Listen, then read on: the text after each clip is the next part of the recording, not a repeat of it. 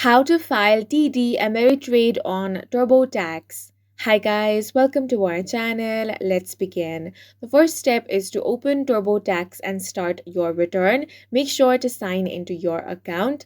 Now you want to click on the wages and income option. Then from there select the option of investments and savings. Click on start/edit. Now you will have to connect to TD Ameritrade. For that, from this list of financial institutions, go ahead and click on TD Ameritrade. Now enter your TD Ameritrade login credentials. After that, click on the Get Form option.